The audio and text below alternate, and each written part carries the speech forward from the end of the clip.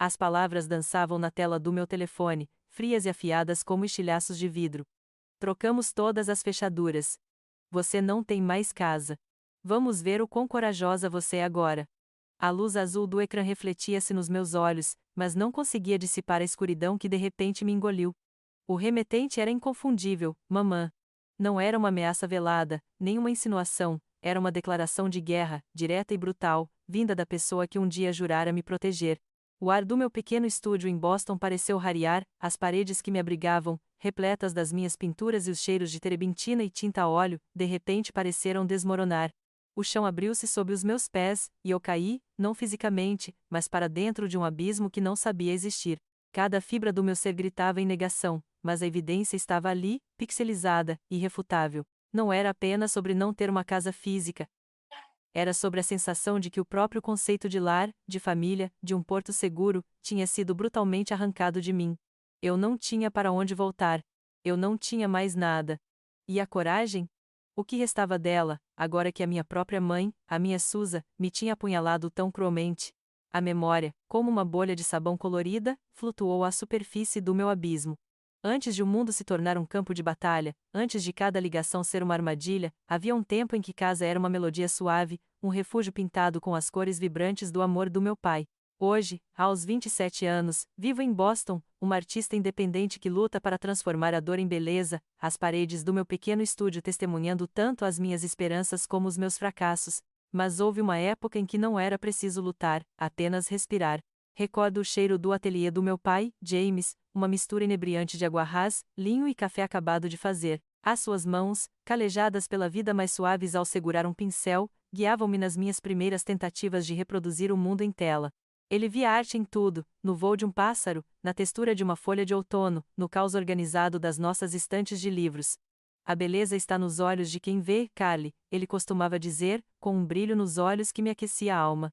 Passávamos horas perdidos em museus, não apenas a admirar as obras, mas a inventar histórias sobre os artistas, os seus segredos, os seus amores. Ele encorajava-me a pintar os meus sonhos, os meus medos, a minha alegria. Foi ele quem me deu a minha primeira caixa de tintas a óleo, um tesouro que ainda hoje guardo, com o cheiro persistente de aconchego e aceitação. A nossa casa, nos subúrbios tranquilos, não era apenas um edifício, era uma galeria de vida, repleta de risos, debates apaixonados sobre cores e formas, e o constante som da canção preferida do meu pai, jazz suave a preencher cada canto.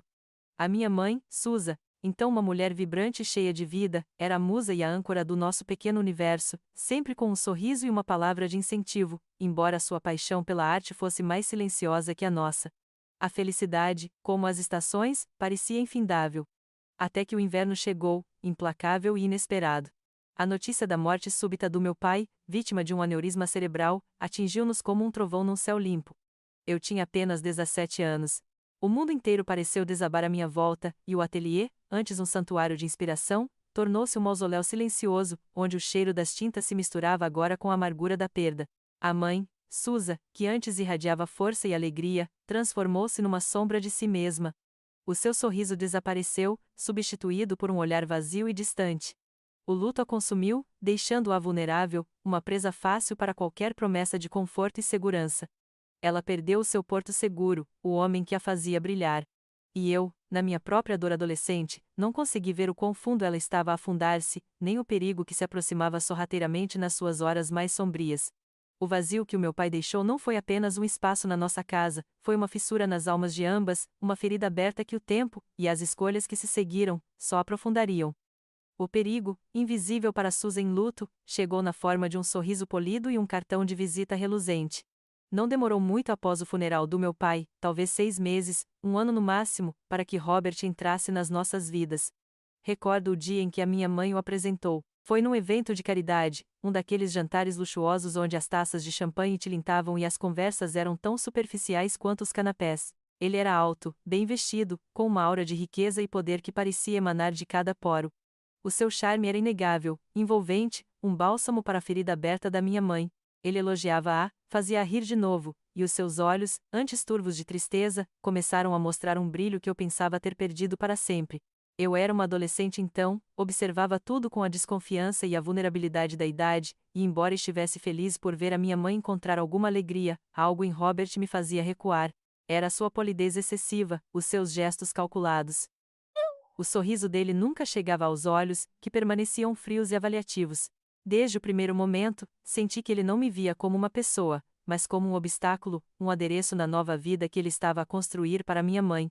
Ele falava sobre investimentos, sobre a ética de trabalho e a realidade do mundo, temas que eram estranhos ao universo de cores e emoções que o meu pai tinha cultivado. As suas sugestões para minha mãe eram sempre delicadas no início, mas carregavam um peso de expectativa inabalável. Querida, talvez aquele vestido esteja um pouco antiquado para esta ocasião? Ou não acha que seria melhor para a sua imagem se cortasse o cabelo? Pequenos pormenores, mas que, juntos, formavam um padrão perturbador. A minha mãe, Susa, começou a mudar. Lentamente, quase imperceptivelmente no início, como a erosão de uma paisagem. Ela abandonou os seus antigos passatempos, as suas opiniões tornaram-se eco das de Robert. Os livros de arte que o meu pai tanto amava foram substituídos por revistas de decoração de interiores e catálogos de joias.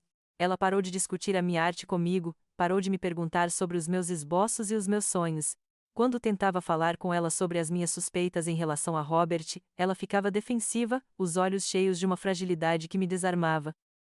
Carly, ele é tão bom para mim, ele cuida de nós. Você não entende. As palavras dela eram um muro, cada tijolo construído com a sua necessidade desesperada de segurança e o controlo subtil de Robert. A nossa casa, antes um santuário de individualidade, tornou-se um reflexo do gosto impessoal e caro de Robert. Os quadros do meu pai foram para o armazenamento, as estantes de livros substituídas por obras de arte abstratas e modernas que não contavam história alguma. O cheiro de aguarrás e linho que tanto amava foi abafado por ambientadores florais e a fragrância forte do perfume de Robert. A minha mãe, a vibrante e acolhedora Susa, tornou-se uma mulher mais elegante, mas também mais rígida, mais distante. Os seus risos eram agora mais controlados, menos espontâneos. Ela era uma bela estátua, exibida ao lado de Robert nos eventos sociais, mas a sua alma, eu sentia, estava a diminuir, a ser moldada e aprisionada na jaula dourada que ele tinha construído à sua volta. Eu via a minha mãe afastar-se, a desvanecer-se, e eu, na minha revolta adolescente, não conseguia fazer nada para impedir. Sentia-me perdida na minha própria casa, um espectro, enquanto a sombra de Robert se alongava, engolindo tudo que eu conhecia e amava. Aos 18 anos, recém-formada no ensino médio, a casa que um dia fora o meu santuário tornara-se uma prisão de mármore e silêncio, onde a minha arte e a minha alma definhavam sob o olhar gélido de Robert. Não era apenas a opulência fria que me sufocava, mas a constante sensação de que cada pincelada minha, cada sonho artístico, era visto como uma futilidade, um capricho de criança. A mãe, outrora minha maior incentivadora, parecia agora distante, envolta na névoa do controlo de Robert. Não podia mais permanecer ali, uma sombra na minha própria vida. A paixão pela arte, um legado do meu pai, ardia ainda mais forte no meu peito, clamando por liberdade. Foi assim que, com uma coragem forjada na solidão, decidi que Boston seria o meu refúgio. Lá, eu poderia ser Carly, a artista, e não apenas a filha rebelde na luxuosa gaiola de Robert. Empacotei as minhas tintas, os meus esboços, os poucos pertences que ainda me lembravam quem eu era antes de tudo mudar, e despedi-me. Não houve lágrimas da parte da minha mãe, apenas um abraço formal e um tome cuidado sussurrado, mais uma formalidade do que um genuíno adeus. Robert, claro, estava ausente, mas a sua presença pairava, aliviada pela minha partida. A distância física, esperava eu, traria também uma distância emocional, uma chance de respirar e de me reencontrar. Os primeiros anos em Boston foram uma mistura de êxtase e desespero. Consegui um pequeno estúdio, mais um cubículo com uma janela que dava para um beco do que um espaço inspirador, mas era meu. Trabalhava em empregos de meio período, servindo café e esperando mesas, para pagar o aluguer e comprar os meus materiais. Cada tela era uma batalha, cada cor, uma emoção. A arte tornou-se o meu terapeuta, o meu confidente, o único lugar onde eu podia ser verdadeiramente eu mesma. A família, enquanto isso, parecia mais um conceito abstrato do que uma realidade.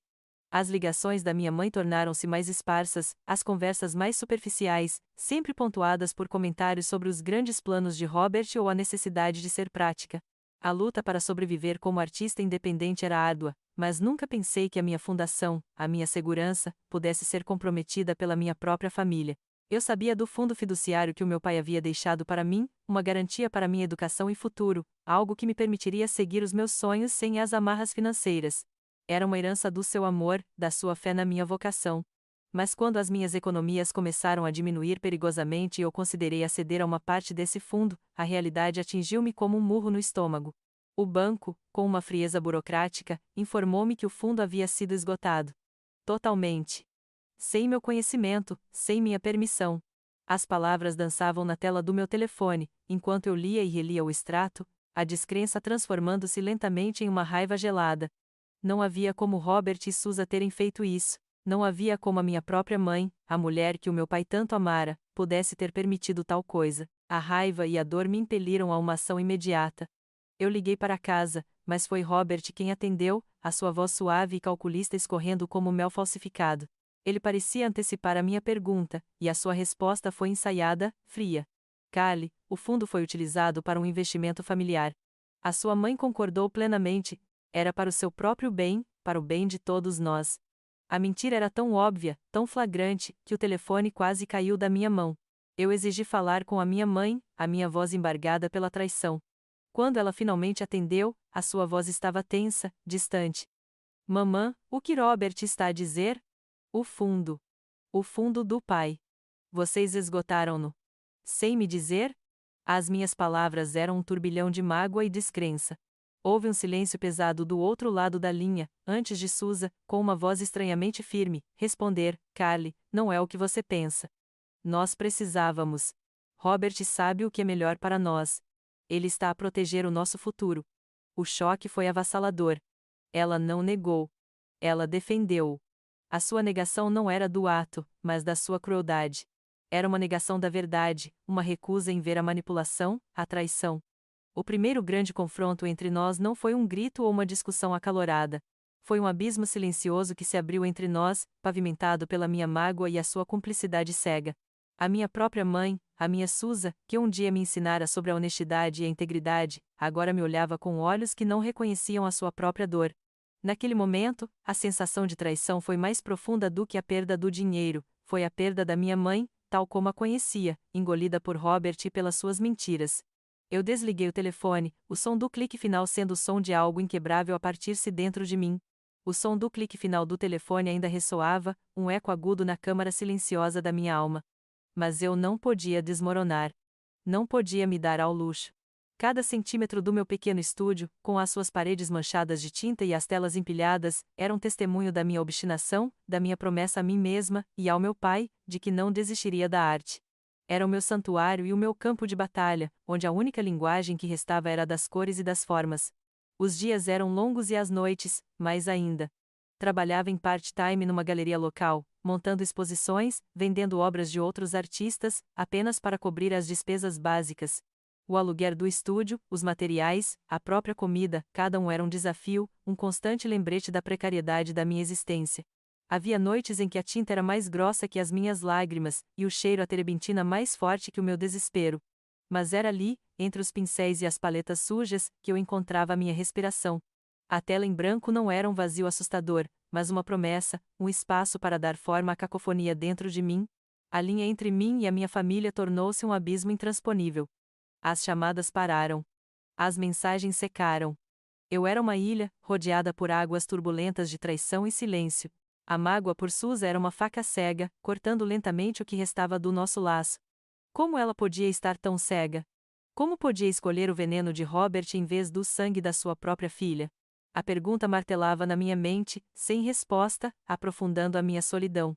Parecia que o meu pai tinha sido a cola que nos unia, e sem ele, estávamos destinadas a desintegrar-nos, fragmento por fragmento. Numa das minhas obras mais recentes, que eu chamo de Fragmentos, tentei capturar essa sensação de desintegração. Era uma tela grande, dominada por tons escuros de azul e cinzento, mas pontilhada por explosões de vermelho e ouro, como veias abertas sangrando esperança. Peças quebradas de vidro, que recolhi de uma demolição, foram incrustadas na tinta, cada estilhaço refletindo a luz de forma distorcida, tal como as minhas memórias de uma infância feliz estavam agora distorcidas pela dor. Trabalhar nela era exaustivo, uma forma de autoflagelação emocional, mas também catártica. Cada fragmento que eu colava, cada pincelada que eu aplicava, era uma tentativa de reconstruir algo, de encontrar uma beleza brutal naquilo que havia sido destruído. A arte não me salvava da dor, mas dava-lhe uma forma, um lugar para existir fora de mim. Nessa solidão opressora, encontrei uma família improvável nos lugares mais inesperados. David, o meu chefe na galeria e mentor, era um homem de meia-idade com uma barba grisalha bem cuidada e olhos que viam para além da superfície. Ele tinha sido amigo do meu pai, um colecionador e um apaixonado por arte que reconheceu algo em mim que eu mesma mal conseguia vislumbrar. Ele não me via apenas como uma funcionária, mas como uma artista com potencial, uma alma em busca de expressão. As suas críticas eram honestas, mas sempre temperadas com um incentivo genuíno. A sua dor é a sua força, Carly. Ele disse-me uma vez, enquanto analisava fragmentos. Não a esconda, use-a. A sua esposa, Olivia, era o calor que faltava na minha vida. Uma mulher vibrante e acolhedora, com um riso contagiante e o abraço mais reconfortante do mundo. Ela tinha uma forma de me fazer sentir em casa, mesmo no apartamento deles, longe da casa que eu havia perdido. Eles ouviam sem julgar, ofereciam conselhos quando eu precisava e, mais importante, acreditavam em mim. Nos jantares que partilhávamos, entre copos de vinho e conversas sobre arte e a vida, o peso do meu isolamento familiar diminuía por algumas horas. Eles não tentavam preencher o vazio deixado pela minha mãe, mas criavam um espaço seguro onde eu podia ser vulnerável, onde a artista e a mulher ferida podiam coexistir. Eles eram o meu porto de abrigo, um lembrete de que, mesmo nas profundezas da traição, a bondade e a conexão humana ainda podiam florescer. Apesar do conforto encontrado nos braços de David e Olivia, uma parte de mim ainda se sentia como uma casa abandonada, assombrada por fantasmas do passado. Nunca imaginei que um desses fantasmas tomaria forma numa tarde chuvosa de outono, na galeria onde eu trabalhava, arrumando uns folhetos sobre a próxima exposição. A porta abriu-se com um tilintar suave, e um homem de cabelos grisalhos e óculos de aro fino entrou, os seus olhos azuis claros varrendo o espaço com uma curiosidade gentil. Havia algo nele que me era estranhamente familiar. Ele parou diante de uma escultura abstrata, mas os seus olhos, por debaixo da armação metálica, pairavam sobre mim. Carly? A sua voz era suave, quase hesitante, mas continha uma nota de reconhecimento. O meu coração deu um salto.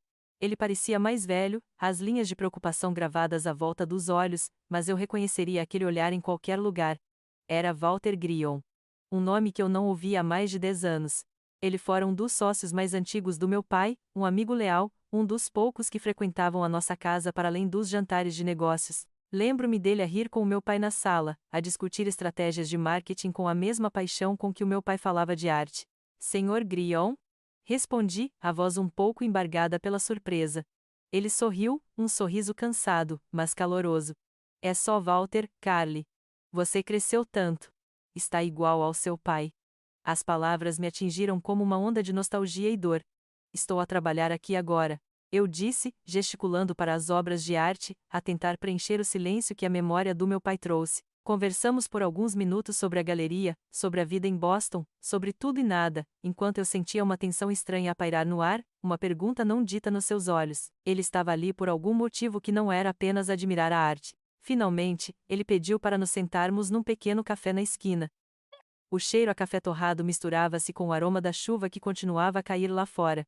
Walter olhou para mim, os seus olhos azuis agora sérios, quase pesarosos. Carly, eu não queria ser eu a dizer-lhe isto. Mas sei que o James iria querer que você soubesse, ele era um homem íntegro. E o que aconteceu não foi justo. O meu estômago apertou-se. Eu sabia que se tratava de Robert. Ele fez uma pausa, respirando fundo, como se estivesse a preparar-se para descarregar um peso. Depois que o seu pai ficou doente, muito antes de nos deixar, Robert começou a andar por perto. Ele era um consultor financeiro na época, alguém que o James conheceu numa conferência de negócios. Robert era bom em manipular, em plantar sementes de dúvida. O James, coitado, já não estava no seu melhor. Ele confiava nas pessoas. Robert explorou essa confiança. A voz de Walter baixou, quase um sussurro. Ele convenceu seu pai a fazer uma série de investimentos de alto risco, investimentos duvidosos. Disse que era para o futuro da empresa, para garantir o seu legado. Mas, na verdade, estava a desviar fundos, a enfraquecer a estrutura da empresa por dentro. As palavras de Walter caíram sobre mim como pedras geladas. A empresa do meu pai. O seu legado. Ele construiu-a do zero, com sangue, suor e uma honestidade inabalável. Robert não só havia roubado meu fundo fiduciário, mas também havia desmantelado o império que o meu pai havia construído com tanto carinho. Ele roubou o meu pai? Perguntei, a minha voz mal audível. Walter acenou com a cabeça, a sua expressão sombria. Pior que isso, Carly. Ele o manipulou. No seu leito de morte, quando James já não tinha clareza total, Robert forçou-o a assinar documentos, a transferir ações sob pretextos falsos. Prometeu cuidar de Susan e de você. Eu tentei avisar o James, mas ele estava muito debilitado, e Robert era muito hábil. Eu não tinha provas concretas na época. Fiquei calado, e arrependo-me amargamente todos os dias por isso. A culpa pesava nos ombros de Walter, e eu via a dor nos seus olhos. Ele não estava a contar-me isto para se sentir melhor, mas para me alertar. Uma fúria fria, diferente de tudo que eu já sentira, começou a ferver dentro de mim. Não era apenas a perda financeira, era a profanação da memória do meu pai, a exploração da sua vulnerabilidade final. Robert não era apenas um homem manipulador, ele era um predador. O meu pai, o meu herói, tinha sido enganado, roubado, e a sua morte, de alguma forma, maculada por este monstro. A negação de Susan, a sua cegueira, fazia agora ainda mais sentido. Robert tinha-a isolado e controlado por tanto tempo, que a verdade se tornara uma inimiga. O peso da traição da minha mãe, que antes parecia insuportável, transformou-se numa nova, mais afiada, determinação. Não era apenas sobre o dinheiro que Robert me havia tirado, ou o que ele havia feito à minha mãe. Era sobre o meu pai. Era sobre a justiça que ele merecia, mesmo na morte. Era sobre expor Robert, arrancar a máscara de filantropo e mostrar ao mundo o monstro por trás dela. Os meus punhos apertaram-se por baixo da mesa. Eu tinha uma pista. Eu tinha um ponto de partida. Eu não sabia como, mas eu iria fazê-lo pagar. Walter, que estava a observar a minha mudança de expressão, colocou uma mão encorajadora no meu braço. Eu sei que não é fácil, Carly. Mas se precisar de ajuda, se precisar de alguém para corroborar a sua história, eu estou aqui. As suas palavras foram um pequeno raio de esperança numa batalha que parecia esmagadora. Eu estava sozinha por tanto tempo, a lutar contra uma sombra. Agora, eu tinha um aliado. Aquele dia chuvoso de outono não foi apenas sobre uma revelação dolorosa, foi o dia em que a minha passividade se transformou em propósito, o dia em que decidi que, por mais perigoso que fosse, eu iria arrancar as mentiras de Robert e fazer a verdade vir à luz. A fúria fria que Walter Grion despertara não me deixava dormir. Era um fogo lento, mas implacável, que consumia qualquer resquício de hesitação. O meu pai merecia justiça, e eu seria a sua espada. Walter, com a sua oferta de apoio, tinha acendido uma vela na escuridão, mas a maior parte do caminho eu sabia que teria de percorrê-la sozinha, sob o véu do anonimato. A cada batida do meu coração, ouvia o eco da memória do meu pai, um lembrete constante de que não podia recuar. Comecei por onde podia, online. Horas e mais horas no meu pequeno estúdio, com o brilho azul do monitor a iluminar o meu rosto cansado. Pesquisava o nome de Robert, o nome da antiga empresa do meu pai, Creative Solutions, os nomes de empresas de fachada que Walter tinha mencionado brevemente. A internet era um labirinto vasto e desorganizado de informações, e a maioria das pistas levava a becos sem saída ou artigos de notícias cuidadosamente polidos que retratavam Robert como um empresário brilhante e filantropo. Era um mestre da imagem, e a sua fachada era impenetrável, construída com o mesmo cuidado metódico com que um artista traça os seus traços mais delicados. Descobri algumas notícias antigas sobre aquisições e fusões da empresa do meu pai, documentos legais públicos que listavam Robert como um novo investidor ou parceiro estratégico, pouco antes da morte do meu pai. Os termos eram vagos, as datas convenientemente ambíguas, não havia nada que apontasse diretamente para fraude ou manipulação, apenas a linguagem corporativa opaca que mascarava as verdadeiras intenções. Quanto mais eu pesquisava, mais me apercebia da escala do poder de Robert. Ele tinha dinheiro, influência e, aparentemente, todos os seus rastros estavam limpos. Cada tentativa de encontrar algo concreto era como tentar agarrar fumaça, escorrendo pelos meus dedos, deixando apenas um resíduo de frustração. A dificuldade não era apenas a falta de provas, era a sensação constante de ser observada, como se um par de olhos invisíveis estivesse sempre sobre mim. Era paranoia a rastejar, subitil no início, mas depois mais intensa e insidiosa. Cada carro que passava pela minha rua, cada barulho no corredor do meu prédio, fazia-me parar, o coração a bater descompassadamente, com a garganta apertada pelo medo. Será que ele já sabia que eu estava a investigar? Robert não era de deixar pontas soltas. Ele tinha silenciado meu pai, roubado meu futuro, e agora estava a minar a minha sanidade com a sua mera existência. As memórias das suas ameaças veladas nos meus confrontos com Susan voltavam à tona, mais reais e assustadoras do que nunca. Eu comecei a tomar precauções. Usava o modo de navegação anônima, eliminava o histórico de pesquisa, e mantinha o meu trabalho de investigação em arquivos encriptados no meu computador. Mesmo assim, O medo era uma presença constante, um frio persistente na boca do estômago. E se ele descobrisse? Não era apenas sobre a minha segurança financeira, mas a minha segurança física, a minha própria vida. E o Walter? Eu tinha que ter cuidado para não o envolver ainda mais, para não o colocar em perigo. Ele já tinha arriscado muito ao falar comigo, e eu não podia permitir que a minha busca pela verdade o prejudicasse. O isolamento, que antes era uma consequência da minha vida de artista, agora era uma necessidade, uma forma de proteção para mim e para os poucos que ainda me importavam. A minha arte, antes um refúgio, tornou-se um reflexo da minha busca sombria. Comecei a esboçar figuras em sombras, rostos distorcidos pela ganância, labirintos de papéis e assinaturas que se transformavam em armadilhas visuais. A escuridão das minhas telas aumentou, os azuis profundos e os pretos absorventes dominavam, salpicados por pequenos pontos de luz, a minha determinação teimosa, a crença de que, em algum lugar, a verdade ainda brilhava. Era a única forma de expressar a pressão que sentia, a solidão desta cruzada contra um inimigo tão poderoso e invisível. Cada pincelada era uma oração, uma promessa. Havia momentos de desespero, em que a ideia de desistir parecia a única saída sensata. Que diferença faria? Robert era intocável.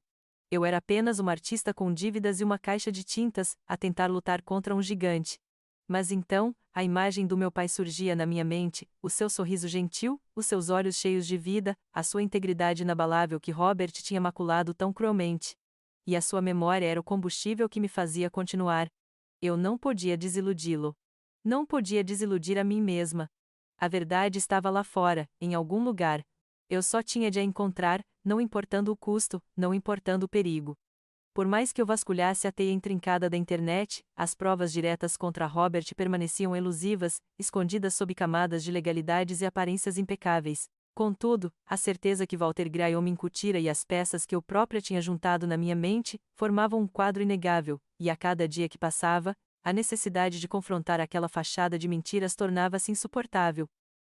Não podia mais viver com a sombra do meu pai desonrada e a minha mãe aprisionada na sua cegueira voluntária. Liguei para o número de casa deles, o meu coração a martelar no peito como um tambor de guerra, as minhas mãos suadas apertando o telefone. Foi a minha mãe quem atendeu, a sua voz, outrora tão melodiosa, agora era tensa, quase mecânica. Carly. Aconteceu alguma coisa? Sim, mamã. Aconteceu? Respondi, a voz tremendo de uma mistura de raiva e nervosismo. Aconteceu que eu descobri o que Robert fez ao pai, e ao meu fundo fiduciário. Não vou ficar calada mais. Houve um silêncio pesado do outro lado, que eu sabia que significava que Robert estava por perto, ouvindo. Carly, o que você está a dizer? Você não entende as coisas. Eu entendo perfeitamente, mamã. O pai estava doente, vulnerável, e Robert o manipulou para roubar a empresa dele. Ele usou-o, mamã. E depois roubou o meu fundo, o que o pai me deixou para o meu futuro. Como você pode deixar isso acontecer? As palavras saíram num turbilhão, cada uma carregada com anos de mágoa e frustração. Então, ouvi a voz de Robert, calma, controlada, arrepiante, ao fundo. Susa, querida, deixe-me. A Carly está apenas chateada. A sua voz aproximou-se do telefone, e senti a sua presença escorregadia mesmo através da linha telefônica. Carly, minha cara. Está a fazer acusações muito graves sem qualquer base. Eu tenho base. Eu falei com Walter Graham. Ele contou-me como você manipulou meu pai. Ele contou-me como você o forçou a assinar documentos no leito de morte. Gritei, a minha garganta a arder. Walter Graham. Robert Hill, um som seco e zombeteiro. Ah, o velho Walter. Um homem amargurado, com certeza. Acha mesmo que a palavra dele vale alguma coisa contra a minha? Um homem que foi afastado da empresa do seu pai por incompetência? É de onde vem a sua base, Carly? De fofocas de um homem rancoroso? A sua voz era como seda, mas com uma ponta afiada, cortando a minha credibilidade. Não é fofoca. É a verdade. Você tirou tudo de nós.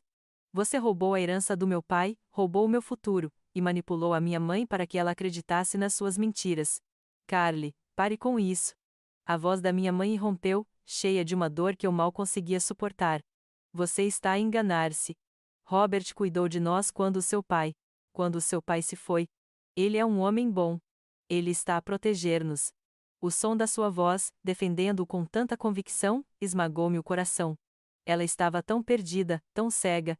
Mamã, ele não a está a proteger. Ele está a usá-la. Ele está a destruir a nossa família. Chega, Carly. Robert interveio novamente, a sua voz agora mais próxima, mais perigosa. O tom de diversão desaparecera, substituído por uma frieza cortante. Você está a brincar com fogo. Eu sou um homem muito poderoso. Tenho amigos em lugares muito altos. Amigos que não gostam de pessoas que espalham calúnias e tentam desestabilizar as coisas. O meu sangue gelou nas veias. Ele não estava a gritar, estava a sussurrar, e isso era muito mais assustador. Eu sei que você está a passar por um momento difícil, Carly. A sua pequena vida de artista em Boston não deve ser fácil. As coisas podem tornar-se ainda mais complicadas para se continuar a importunar a sua mãe com estas fantasias. A sua carreira, por exemplo. Um artista precisa de uma reputação impecável, não é? E de um lugar para trabalhar. Não seria uma pena se as coisas começassem a desaparecer, ou se a sua arte fosse comprometida? A sua voz, embora baixa, era uma ameaça clara. Não era apenas uma sugestão de que ele poderia arruinar a minha reputação, mas uma insinuação de que ele poderia destruir o meu estúdio, as minhas obras, tudo o que eu tinha.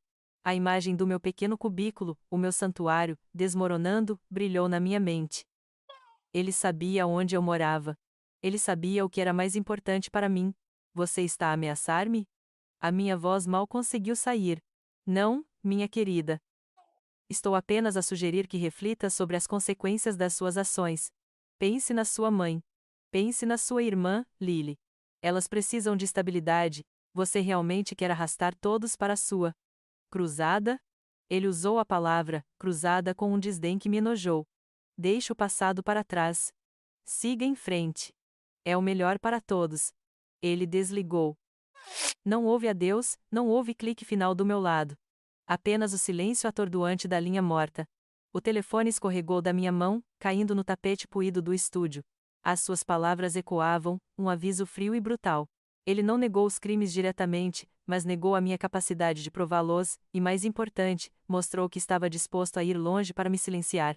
A minha mãe, a minha Susa, escolheu novamente, e a dor dessa rejeição somava-se ao terror crescente das ameaças de Robert. Eu estava sozinha.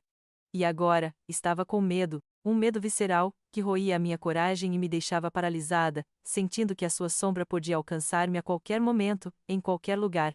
A paranoia instalara-se como um nevoeiro denso, mas nada me preparou para a porta aberta, o batente lascado, e o silêncio profano que me esperava no estúdio. O trinco, que antes me parecia uma fortificação inabalável, estava agora torcido, pendurado precariamente, uma ferida aberta na madeira velha. Uma rajada de vento frio varria o pequeno espaço, agitando as minhas telas penduradas e o cheiro a tinta, que agora se misturava com um odor estranho de poeira e violação. O meu coração saltou para a garganta, batendo um ritmo frenético contra as costelas.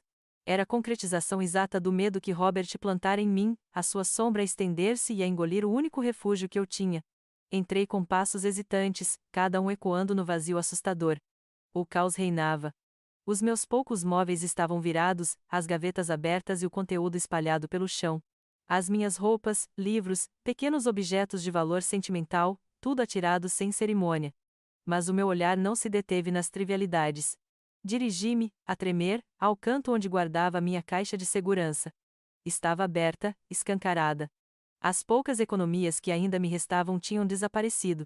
E o disco rígido externo, onde guardava não só o meu portfólio digital, mas também todas as notas e cópias dos documentos que tinha conseguido reunir sobre Robert e a empresa do meu pai, tinha desaparecido.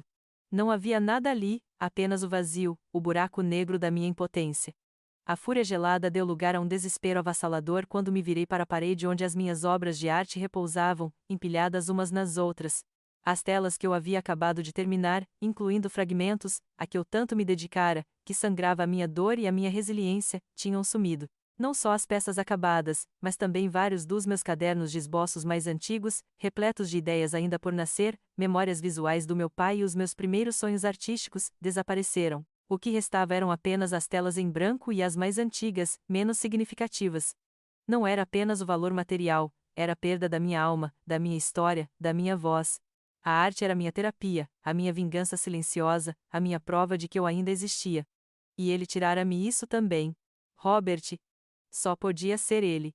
As suas palavras na nossa última chamada, não seria uma pena se as coisas começassem a desaparecer, ou se a sua arte fosse comprometida. ressoavam na minha cabeça como o tilintar do vidro partido. Ele não estava a ameaçar, estava a avisar-me. E cumpriu a sua promessa. Não apenas levou às provas, mas tentou destruir o meu espírito, o cerne da minha identidade como artista. Ele queria que eu desistisse, que me rendesse, que me calasse para sempre. Caí de joelhos no chão frio, rodeada pelos escombros da minha vida. As lágrimas, que eu pensava terem secado há muito tempo, jorraram, quentes e amargas. O meu estúdio, o meu santuário, estava profanado, a minha intimidade violada. Senti-me suja, exposta, mais vulnerável do que nunca. Não era apenas a perda das provas ou do dinheiro, era a aniquilação da minha segurança, a sensação de que não havia lugar seguro para mim. Que cada sombra podia esconder uma ameaça, cada sussurro podia ser o seu nome. O sentimento de que tudo estava perdido esmagou-me. A minha mãe não me queria, o meu pai estava morto e a sua memória profanada, e agora, o meu último vestígio de independência e propósito tinha sido brutalmente arrancado. A esperança, aquele pequeno ponto de luz que eu teimosamente mantinha nas minhas telas escuras, parecia ter se apagado. Eu estava no fundo do poço, afundando-me num desespero tão denso que quase me impedia de respirar. Onde eu iria agora? Que faria? Como lutaria contra um inimigo tão sem rosto, tão poderoso, que podia alcançar-me e destruir-me tão facilmente? A coragem, aquela força que me impelira até ali, parecia agora uma piada cruel, um conceito oco. Eu estava completamente e irremediavelmente sozinha, à deriva num oceano de dor e medo. O telefone, antes um peso inerte na minha mão, jazia agora ao meu lado, um espectador mudo do meu colapso. O seu ecrã, virado para baixo, de repente vibrou, emitindo um zumbido abafado que me arrancou do torpor. Era um som tão pequeno, tão mundano, mas na quietude ensurdecedora do meu estúdio profanado, pareceu uma explosão. Com um suspiro que arranhou a minha garganta, estendi a mão, os dedos ainda dormentes, e virei-o. O nome Mamã brilhou, acompanhado de uma nova mensagem. Um fio de esperança irracional, uma prece silenciosa, formou-se em mim, talvez, apenas talvez, fosse uma palavra de conforto, um pedido de desculpa, um reconhecimento da minha dor. Que ingênua eu era! Abri a mensagem e as palavras saltaram para mim como cobras venenosas, cada letra uma picada fria e implacável. Eram as mesmas palavras, aquelas vezes palavras que me haviam assombrado desde o início desta odisseia, agora materializadas na palma da minha mão, um punhal no coração de tudo o que eu um dia chamara de lar. Trocamos todas as fechaduras. Você não tem mais casa. Vamos ver o quão corajosa você é agora. O ar foi-me roubado dos pulmões, não pela surpresa do texto em si, pois a imagem dele já estava gravada na minha alma, mas pela confirmação visceral de que aquele era o meu presente, a minha realidade irremediável. A dor da invasão do meu estúdio, a perda das minhas obras, a certeza de que Robert me estava a caçar, tudo isso parecia uma dor física suportável comparada à tortura psicológica desta frase. A minha mãe, Susa. Não havia ambiguidades. Não havia Robert a sussurrar ao seu ouvido no momento do envio. As palavras eram dela, a crueldade era dela. Você não tem mais casa. Aquela frase ecoou na minha alma, esmagando não só o conceito físico de um lar, mas a própria ideia de pertencimento. O lar era a segurança, o amor, as raízes. E agora, até essa ilusão era-me negada pela voz que mais deveria me proteger, vinda do lugar que era minha última esperança de refúgio. A coragem. Vamos ver o quão corajosa você é agora. As palavras de Robert, as ameaças veladas, tinham me congelado de medo e impotência. Mas isto era diferente.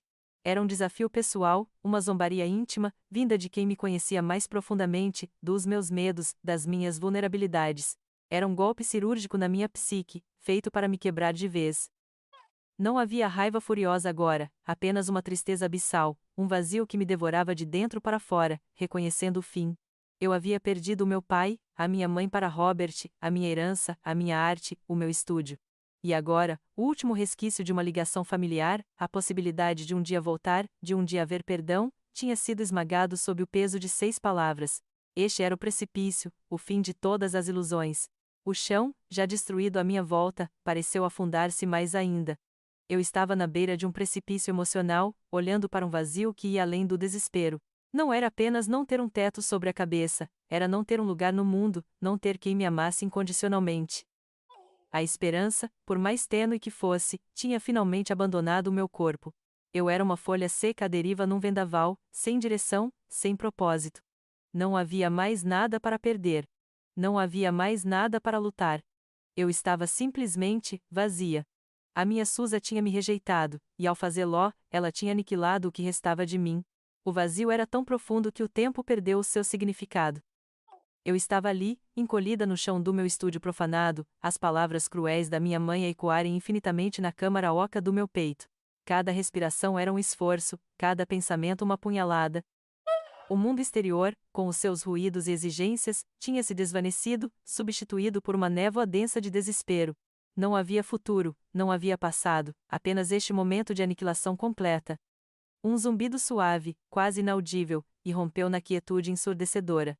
Demorou um momento para que o meu cérebro registrasse o som. Era o meu telefone, esquecido ao meu lado, a vibrar. O pensamento de ignorá-lo, de me afundar ainda mais na minha autopiedade, era tentador. Mas algo, um instinto primordial de sobrevivência, ou talvez apenas uma curiosidade mórbida, fez-me estender a mão, os dedos ainda dormentes, e pegar nele. O ecrã, agora iluminado, mostrava um novo e-mail.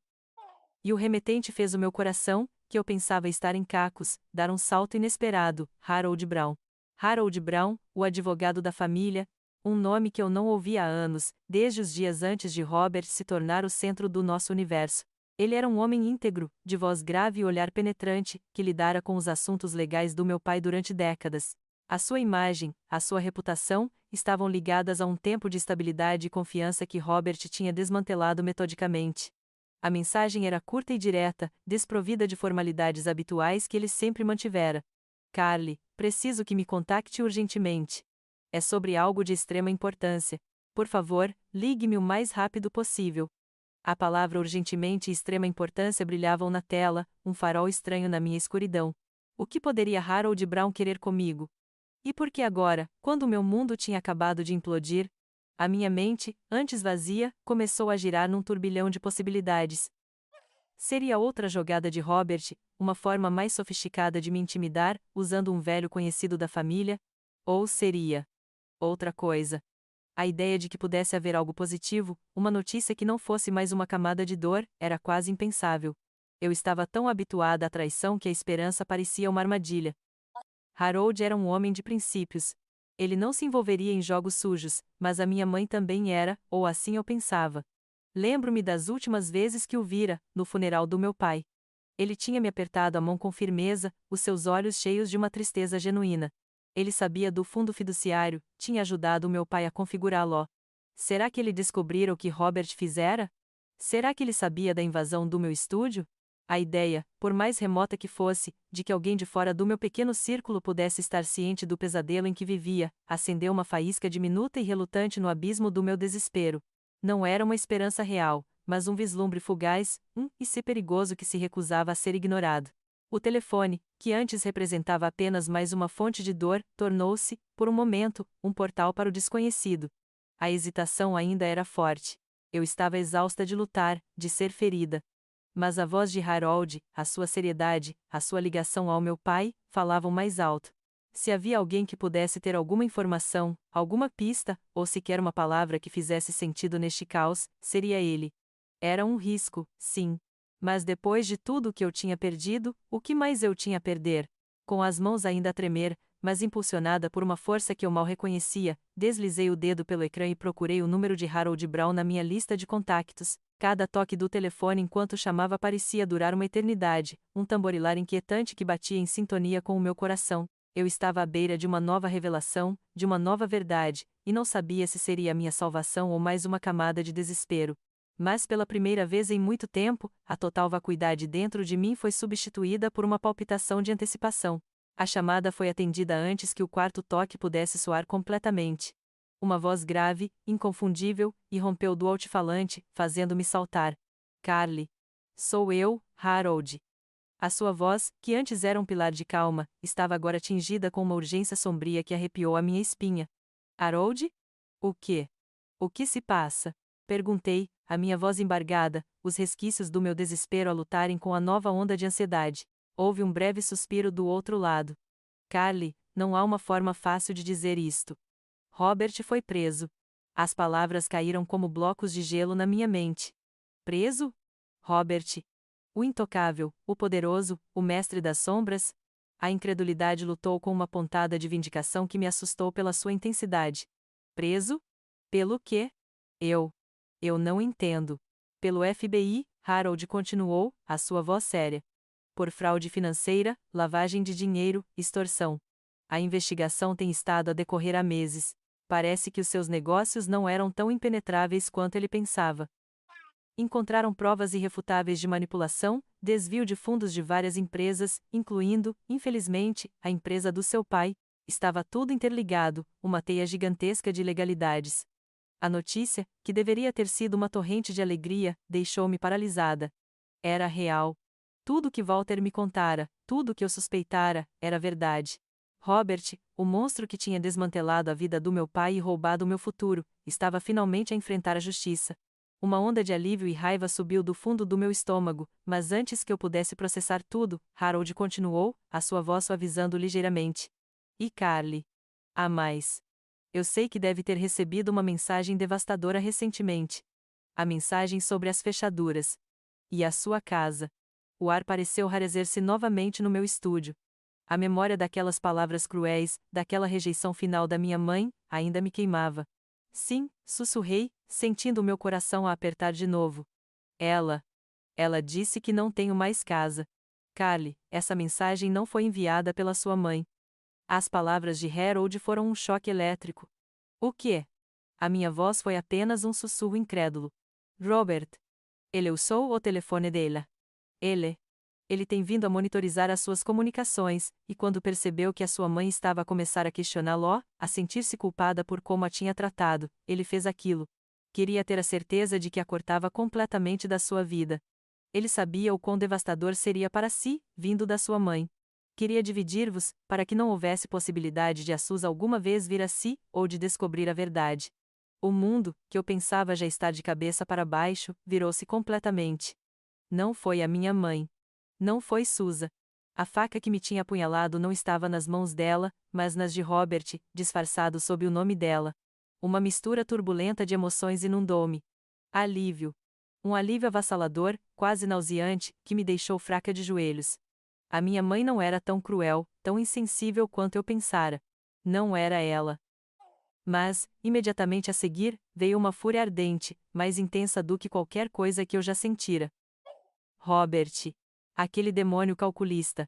Ele não só me roubou e destruiu a memória do meu pai, como também se deleitou em quebrar o meu coração, usando a minha própria mãe como arma, transformando a nossa mágoa numa ferramenta de controlo. A sua maldade era sem limites, a sua crueldade, abissal. E então, a tristeza. Uma tristeza profunda e abrangente pela minha mãe, Suzy. Ela não era uma cúmplice voluntária de todo o mal de Robert. Ela era uma vítima das suas mentiras, da sua manipulação, do seu isolamento metódico. Ela estava cega, sim, mas não por maldade, mas por uma teia de controlo que a tinha envolto desde a morte do meu pai. Eu tinha a julgado tão duramente, tinha-a condenado por cada dor, por cada decepção, acreditando que ela tinha escolhido ativamente magoar-me. E agora, a verdade revelava uma imagem muito mais complexa e dolorosa. A minha raiva para com ela transformou-se em compaixão, e uma necessidade urgente de alcançar, de a libertar. Harold continuou a falar, mas as suas palavras mal registavam. Carly, a Suzy também é uma vítima, de muitas maneiras. Ele a isolou, manipulou as suas finanças, a manteve sob constante observação. Ela não tinha ideia da extensão dos seus crimes, nem do que ele estava a fazer para mantê-la sob controlo. As suas palavras confirmaram a minha nova compreensão. O vazio no meu peito, aquele abismo sem fundo, começou a encher-se, não com felicidade, mas com uma complexidade avassaladora de sentimentos. Alívio por não ter sido a minha mãe, raiva por Robert, e uma dor profunda pela Suzy. Tinha estado tão focada na minha própria dor que não consegui ver a prisão dourada em que a minha mãe vivia, as correntes invisíveis que aprendiam a um homem que era pura escuridão. Agarrei o telefone com força, as mãos ainda a tremer, mas agora com uma nova determinação. Robert tinha caído. A sua teia de mentiras e manipulações estava a ser desvendada, e a verdade, por mais dolorosa que fosse, tinha me libertado de uma parte do meu fardo. Não era o fim da dor, mas o início de algo novo. O início da justiça, e talvez, apenas talvez, o início da cura. Com um nó na garganta, que não era de medo, mas de uma fúria controlada, respondi a Harold: eu quero ajudar. Eu vou testemunhar. Contra ele. Contra tudo o que ele fez. As palavras saíram com uma firmeza que me surpreendeu, uma nova força a brotar das cinzas do meu desespero. Robert tinha subestimado a minha resiliência, e agora pagaria por isso. Harold, do outro lado da linha, pareceu exalar um suspiro de alívio. É exatamente o que precisamos, Carly. O seu testemunho sobre o fundo fiduciário, sobre as manipulações em relação ao seu pai, sobre as ameaças, tudo isso é crucial. Vou agendar uma reunião com os agentes do FBI o mais rápido possível. Desliguei a chamada, e pela primeira vez em muito tempo, senti um vislumbre de propósito no caos. A justiça para o meu pai. A libertação para minha mãe. Era isso que me impulsionava agora. A visita à casa que um dia fora o meu lar, agora um monumento à opulência fria de Robert, foi uma tortura. Cada corredor luxuoso, cada peça de arte impessoal, parecia gritar a sua presença. Susan estava na sala de estar, pálida e abatida, os olhos vermelhos inchados, as mãos tremendo ligeiramente enquanto segurava uma chávena de chá. A ausência de Robert era palpável, mas a sua sombra ainda pairava, densa e sufocante. Lily, a minha irmã mais nova, estava sentada ao seu lado, abraçando-a com um olhar de preocupação que me partiu o coração. A Lily, que eu tinha visto tão pouco nos últimos anos, parecia pequena e assustada, a sua expressão refletindo o trauma da mãe. Susan olhou para mim, os olhos mareados, sem saber o que dizer. Eu senti um misto de raiva e uma avassaladora compaixão. Mamã, comecei, a minha voz mais suave do que esperava. Harold Brown contou-me tudo. Sobre Robert. Sobre o FBI. E sobre a mensagem. O nome de Robert fez a sua expressão contrair-se. Os seus lábios tremeram. Carly, eu não sabia. Eu juro que não sabia. Ele sempre me disse que era para o nosso bem.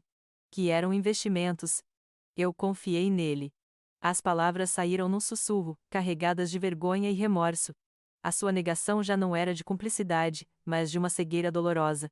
A mensagem, mamã. A mensagem sobre as fechaduras.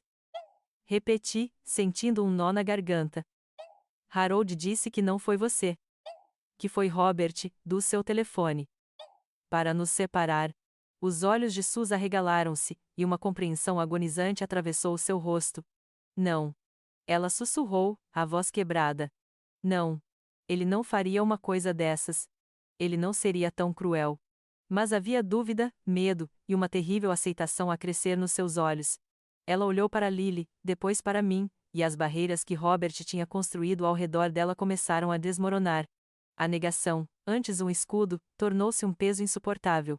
As lágrimas começaram a rolar pelo seu rosto, silenciosas no início, depois em soluços incontroláveis. Lily abraçou-a com mais força, também a chorar, uma expressão de raiva e tristeza a manchar o seu jovem rosto.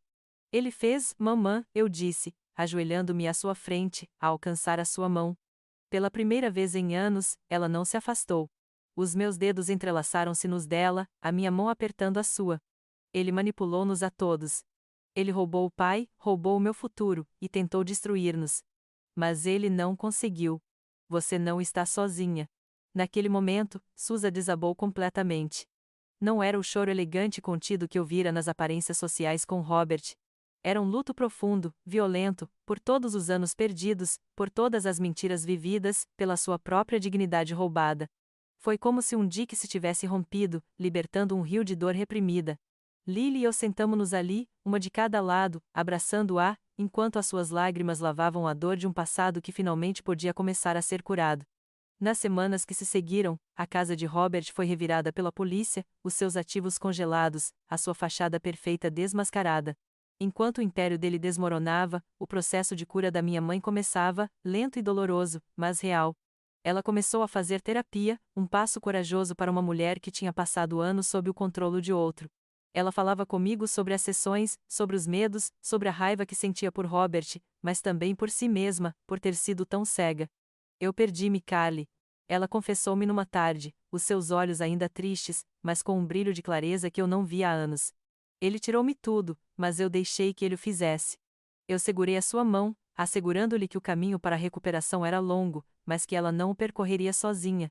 Lily, a minha doce irmã, foi outro pilar inesperado de força. Ela, que cresceu mais sob a sombra de Robert do que sob a luz do nosso pai, estava tão ferida quanto Susan, mas a sua juventude trazia uma resiliência mais aguda. Ela visitava a mãe todos os dias e, entre nós, as paredes de silêncio e distância começaram a cair. Falávamos de Robert, sim, da raiva e da dor que ele nos causara, mas também do meu pai, dos poucos anos felizes que a Lily tinha tido com ele, das memórias que Susan estava a começar a resgatar.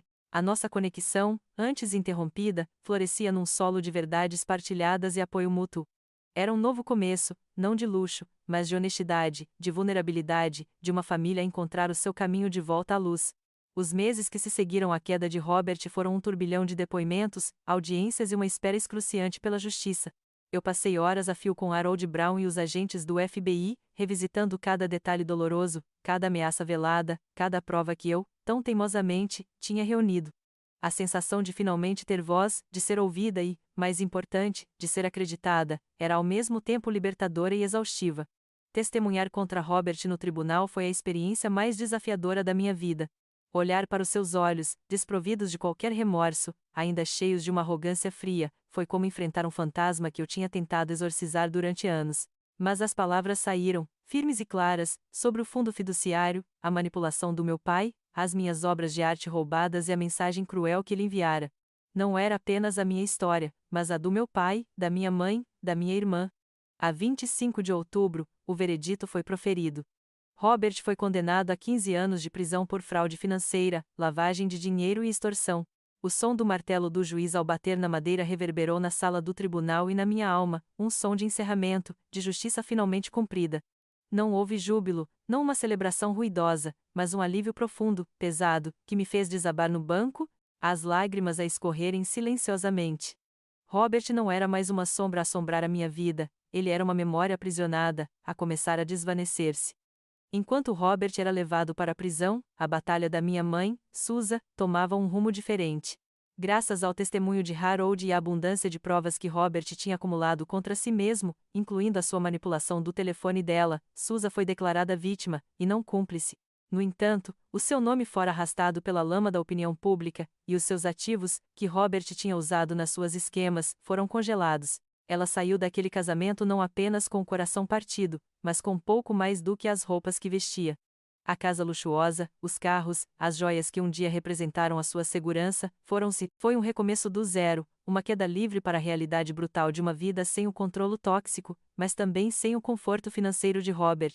Apoiá-la, agora, era mais do que uma escolha, era uma necessidade, uma forma de curar as feridas do passado. Mudei-me temporariamente para um pequeno apartamento que consegui alugar para ela, um espaço modesto no centro da cidade, longe dos subúrbios assombrados. Ajudei-a a procurar trabalho, a navegar pelos formulários de desemprego, a reconstruir a sua identidade longe do reflexo distorcido que Robert tinha criado para ela. As sessões de terapia da minha mãe tornaram-se mais intensas, mas também mais frutíferas. Ela desvendava camada após camada de negação, de vergonha, de culpa. Eu deixei que ele me cegasse, Carly. Ela disse-me um dia, os seus olhos ainda azuis, mas agora com uma clareza que me lembrou a Susan de antigamente. Ele prometeu-me segurança depois do seu pai. Eu estava tão perdida. Mas eu devia ter visto. O seu caminho era árduo, mas a sua determinação em redescobrir-se, em ser uma mãe e uma mulher honesta novamente, era inspiradora. Lily, com a sua doçura resiliente, era a sua sombra, a sua força. Juntas, nós três, a começar a tecer uma nova tapeçaria familiar, onde a verdade era a linha mais forte. Enquanto Susan e Lily começavam a estabilizar-se, eu sentia uma força crescente dentro de mim. O vazio que a invasão do meu estúdio e a mensagem de Robert haviam criado estava a encher-se, não com raiva ou medo, mas com uma necessidade irrefreável de criar, de falar, de curar. David e Olivia, os meus anjos da guarda, tinham se tornado a minha rocha. Não só me ajudaram a recuperar de parte da perda material, mas incutiram-me a confiança para transformar a minha dor em arte. O disco rígido externo com as minhas provas tinha desaparecido para sempre, mas as minhas memórias, a minha experiência, ninguém as podia roubar. E foi assim que, um ano após a condenação de Robert, realizei a minha primeira exposição de arte individual, no espaço de galeria do David. Chamei-a Renascimento. Não era um retorno às minhas peças roubadas, mas uma exploração de algo novo, mais profundo.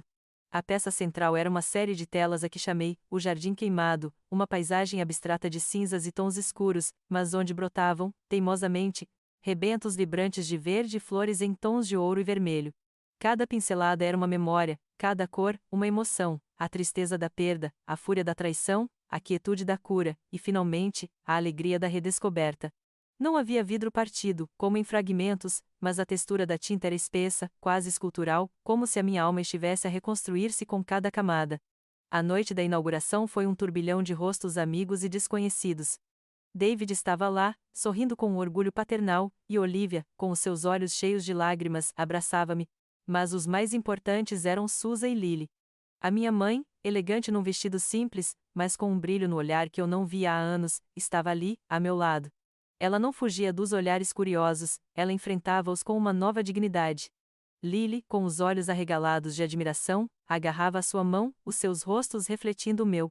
Walter Grion também apareceu, um sorriso caloroso no seu rosto, e a sua presença serviu como um lembrete silencioso de como tudo começou. À medida que as pessoas circulavam, a admirar as obras, a fazer perguntas, a minha voz não era apenas a de uma artista a explicar a sua técnica, mas a de uma mulher a contar a sua história.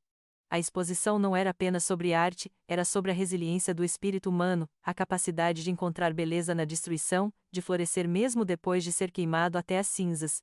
Era o meu grito de vitória silencioso, a minha afirmação de que, apesar de tudo, eu estava aqui, viva, forte e, finalmente, livre. A exposição foi um marco, uma declaração pública da minha sobrevivência e renascimento. Mas a verdadeira cura, aquela que mais importava, desenrolou-se silenciosamente nas semanas e meses que se seguiram. A minha mãe, de pé ao meu lado naquela noite, já não carregava o olhar distante e assombrado a que me habituara. Os seus olhos, embora ainda com vestígios da dor passada, mostravam agora uma clareza renovada, uma vulnerabilidade eterna que convidava, em vez de repelir, à conexão. Começamos a encontrar-nos regularmente, não apenas para assuntos práticos relacionados com a sua nova vida, mas para café, para passeios no parque, simplesmente para conversar. Estas conversas eram, inicialmente, hesitantes, frágeis, como cerâmica antiga cuidadosamente restaurada. Ela falava do controlo sufocante que Robert exercera sobre ela, das formas insidiosas como a havia isolado, fazendo-a duvidar do seu próprio julgamento e valor.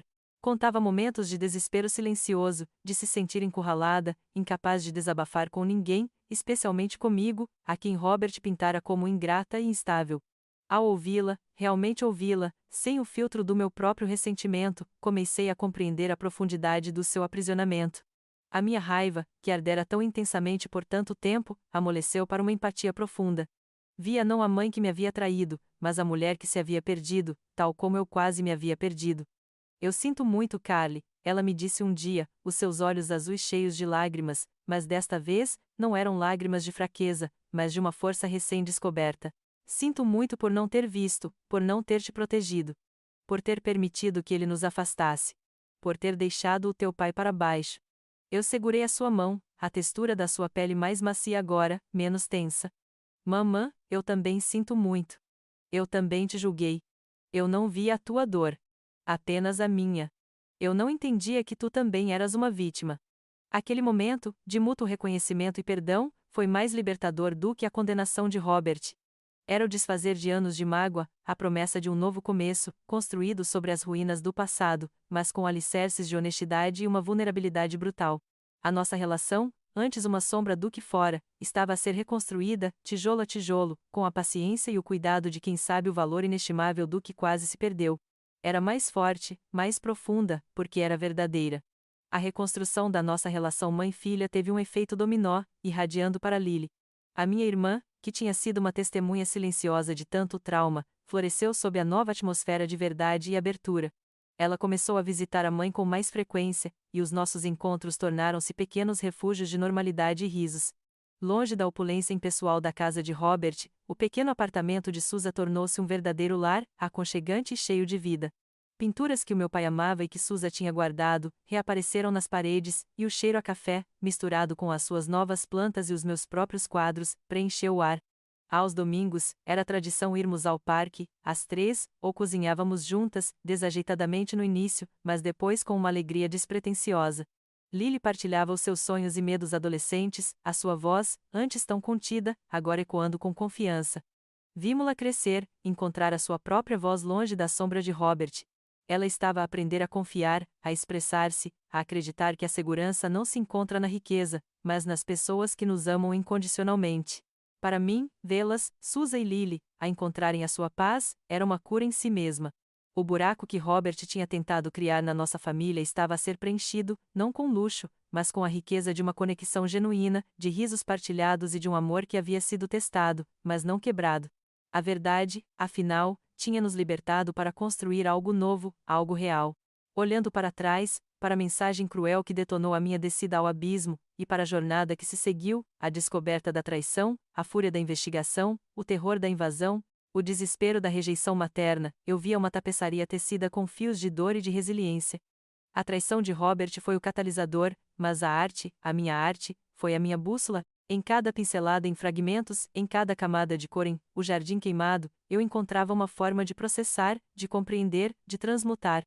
Ela foi o meu confidente quando eu não tinha mais ninguém, a minha voz quando as palavras me falhavam. A arte não me salvou da dor, mas deu-lhe um propósito, uma forma, permitindo-me transformá-la em algo que podia ser partilhado, que podia curar. Aquele estúdio invadido, aquelas obras roubadas, pareceram o fim do meu mundo. Mas, ironicamente, foi no desespero mais profundo que eu encontrei a verdadeira liberdade, a liberdade de não ter nada a perder, de me despir de todas as expectativas e de encontrar a minha própria verdade. A minha jornada de traição à resiliência não foi uma linha reta, mas um caminho tortuoso, cheio de quedas e levantares. Aprendi que o lar não é um lugar físico, mas um sentimento de segurança e pertencimento que construímos dentro de nós e com as pessoas que amamos. Aprendi que o perdão, especialmente o perdão a si mesmo, é o primeiro passo para a verdadeira paz. Hoje, sentada no meu estúdio reconstruído e reabastecido, graças, em parte, à generosidade de David e Olivia, e ao meu próprio trabalho árduo, os cheiros de terebintina e tinta a óleo são, novamente, um bálsamo. As paredes, antes testemunhas de desespero, agora veem a luz. A minha arte continua a evoluir, mais madura, mais profunda, carregada com a sabedoria das minhas cicatrizes. Não busco mais a validação externa, mas a expressão autêntica da minha alma. A sombra de Robert ainda existe, uma lembrança do mal que os humanos são capazes de infligir, mas já não me paralisa. É apenas uma parte da minha história, um capítulo que, embora doloroso, me forjou na mulher forte e compassiva que sou hoje. Eu sou Carly. Artista, filha, irmã. E, finalmente, em paz,